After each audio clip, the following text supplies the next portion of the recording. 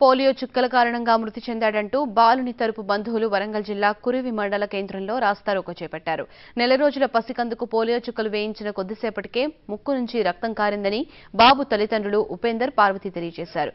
చిన్నారెడ్డి మహబూబ్ నగర్లోని ప్రైవేట్ హాస్పిటల్కు తరలిస్తుండగా మార్గ మధ్యంలోనే మృతి చెందాడు. దీంతో ఆగ్రహించిన బంధువులు కురివి ప్రాథమిక ఆరోగ్య కేంద్రం ముందు బైఠాయించి ఆందోళనకు దిగారు. ఆ తర్వాత ఖమ్మం, మహబూబాబాద్ ప్రధాన రహదారిపై రాస్తారోకో చేపట్టారు.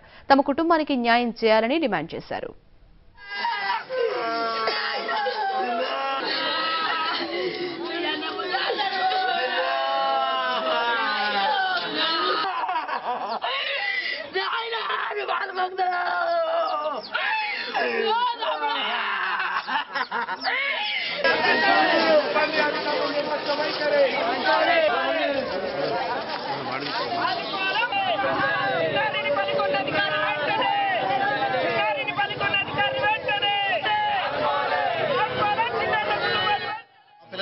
పోలియో చుక్కలకు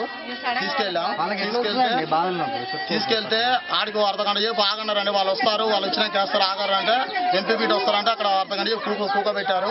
కూకబెట్టినాక పోలియో చుక్కలు వేస్తారని మొత్తం షో కొరకు వాళ్ళ ఫోటోలు ఇటు దింపుతా అంటే వాళ్ళ కొరకు అట్నే చేతిలో పట్టుకొని వేయటం వల్ల ఊపిరితో డాక్టర్ దగ్గర తీసుకెళ్తే ఊపిరితిత్తులకు పోయి చనిపోయిందని డాక్టర్ అన్నాడు.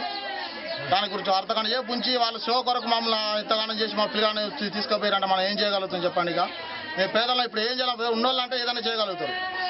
ఈ పల్స్ పోలియో చుక్కలు వేయడం వల్ల పిల్లలకు ఎలాంటి హాని ఉండదు.